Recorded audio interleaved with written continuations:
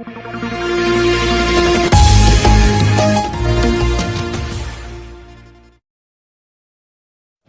जनपद में आपका स्वागत है।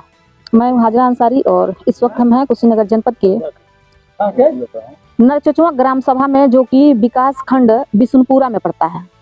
और यह नरचचुआ ग्राम सभा का गुलहरिया टोला है और हमारे साथ में बैठे हुए हैं रमजान, जो कि आंखों से देख नहीं सकते हैं।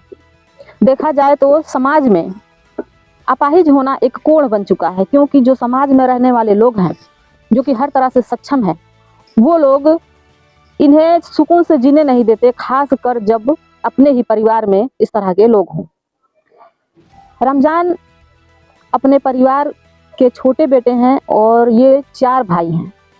इनके जो भाई लोग हैं वो इनकी शादी नहीं करवा रहे थे, क्योंकि यदि इनकी शादी हो जाएगी, परिवार होगा, बच्चे होंगे, तो जो संपत्ति इनकी है वो उन्हें मिल नहीं पाएगी।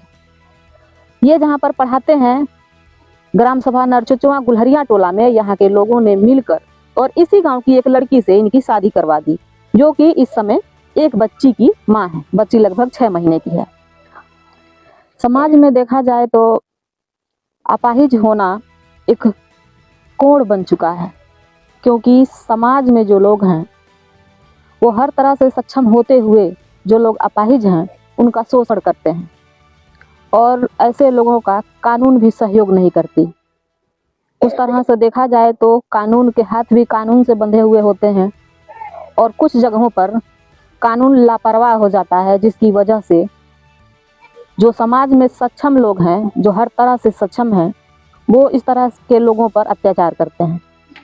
इनके साथ इनके पटीदारों का बार बार झगड़ा होता है, प्रताड़ित किया जाता है, थाने पे ले जाया जाता है और एक नेत्रहीन व्यक्ति को दंडित किया जाता है। कारण क्या है, इन्हीं से जानते हैं। घर कहाँ होगा आपका? कोठिलवा है। कोठिलवा। शादी कितने दिन पहले हुई आपकी? 22 में शादी हुई, 6 अक्टूबर को। अभी कितने लोग हैं आपके घर में? हमारे घर में तो अभी मैं, हमारी पत्नी है और एक बच्ची है, एक हमारा साला है, एक मैं। विवाद किस बात को लेके होता है? विवाद किस बात की होती है कि भाई हमारे भाई साहब जो थे वो हमको लेकर रहा करते थे। उनको ये यकीन था कि इनकी शादी नहीं होगी तो इनकी जायदाद और ज़मीन जो है हमारी हो जाएगी। लेकिन अल्लाह करना, इस वक्त जहाँ मैं पढ़ाता हूँ यहाँ के लोगों ने हमारी शादी कर दी। शादी करने के बाद इनकी पत्नी बहुत कोशिश की और मलगराती रही कि भाई ये नाबीना हैं, अंधे हैं, कमा खिला नहीं पाएंगे, कुछ नहीं कर पाएंगे, तुम यहाँ चली जाओ। बहरहाल वो नहीं गई। उसके बाद इन्होंने क्या किया कि इनकी जो पति था बहुत नापाक कदम उनके साथ उठाया, फिर भी वो नहीं मानी और क्या है कि उसको इकरार नहीं की। तो इन्होंने क्या किया कि जो हमारे एक में का जो कटरैन था, वो कटरैन हमारे दरवाजे से जो क्या कि उजाड़ कर लेकर चले गए, और ले जाने के बाद जितनी सामान घर में था सारी चीज़ लेकर चले गए। यानी इस वजह से ये भग जावे, यहाँ से छोड़ दे।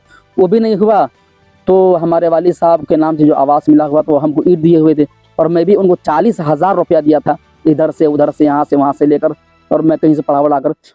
लेकिन उस पैसे से अपना घर लेकर बनवा लिए। हमको जो ईंट दिया गया था, मैं ईंट लेकर जो है घर बनवा रहा था, तो उस ईंट को रोक दिया गया। आखिरकार ये हुआ कि किस तरीके से मैं ईंट लेकर बनवा लिया, तो हमारे नाम से इधर उधर जो है एप्लीकेशन दे रही है, और उसको पुराना बीमारी है। यानी डॉक्टर मंजर कमाल के यहाँ से दवा होती रही, और वही बीमारी को रिपोर्ट लगवा कर, मलैया करवा कर हमारे नाम से रिपोर्ट दे दी है कि हाफिज, ये हाफिज की औरत और इनके मजला भाई। हालांकि हमारे मजला भैया जिस दिन ये मामला हुआ उस दिन वो थे नहीं, खिड़कियाँ गए हुए थे, लेकिन उनका भी नाम भी आ गया और उनके पत्नी का भी नाम आ गया कि ये सारे लोग हमको मिलजुल के बहुत मार मारे हैं। हालांकि किसी ने भी एक तमाचा मारा नहीं है, और हमको थाने में दंड भी दिलवाया गया। यानी महिला दरोगा सब ये करे थे तुमको हम जेल भेजेंगे, ये करेंगे, वो करेंगे। बहरहाल मैं दंड दे दिया, और मैं देखिए यहाँ पे इनसे उनसे लेकर मैं अपना काम चलाता हूँ। यहाँ जो पढ़ाता हूँ, जो भी मिल जाता है 10-20 मिल जाता है, मैं इससे जो है अपने घर के जो है खर्चा चलाता हूँ। उसके बाद ईंट जो है नहीं लेने दिया गया, और वो अपना घर बनवा लिए। जो एक में जितना भी काम हुआ है 2-4 लाख रुपए का, उसमें से हमको एक भी नहीं दिए हैं। तो मैं प्रार्थना करता हूँ कि उसमें से हमको आधा दिलवाया जाए, और हमारे ऊपर जो जुर्म हो रहा है उस जुर्म से हमको बचाया जाए, हमको न्याय दिया जाए। अभी वो लोग क्या कह रहे हैं, किस बात को लेकर एप्लीकेशन दे रहे हैं? एप्लीकेशन ये दे रहे हैं कि भाई ये हमको बहुत मारे हैं, और मैं बिल्कुल मारा नहीं हूँ। और एप्लीकेशन ये दे रहे हैं कि भाई ये एक भी पैसा दिए नहीं है, जो हमारे पैसा का ईंट खरीदा हुआ था ये लेकर बनवा लिए। हालांकि ये बात बिल्कुल झूठ है। इनकी पत्नी बिल्कुल झूठ बोल रही है, हर वक्त झूठ बोलती रहती है। आपके भाई की पत्नी? जी। और यानी हत्तल इनकार उनकी कोशिश यही रही है और कोशिश होती है किसी न किसी तरीके से ये इनको छोड़कर चली जावे और उसके बाद में अपनी जो है इनकी ज़मीन जायदाद जो है आपस में हम लोग बांट लें। ये जो भी प्रकरण चल रहा है, जो मार झगड़ा चल रहा है, वो टोटल आपकी जो संपत्ति है उसे हथियाने के लिए चल जी रहा जी है। हाँ, यही बस।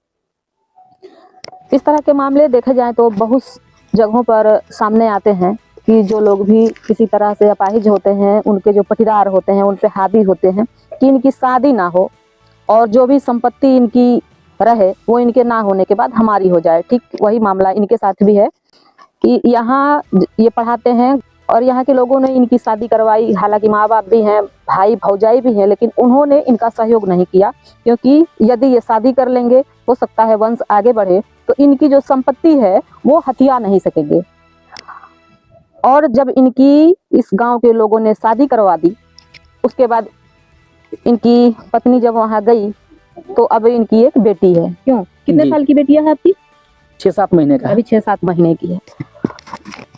ये अब इनके पटीदारों से देखा नहीं जा रहा है और बार बार वो लोग थाने में जाकर एप्लीकेशन दे रहे हैं और एक अपाहिज आदमी को जो कि आंखों से देख नहीं सकते हैं उन्हें प्रताड़ित किया जा रहा है।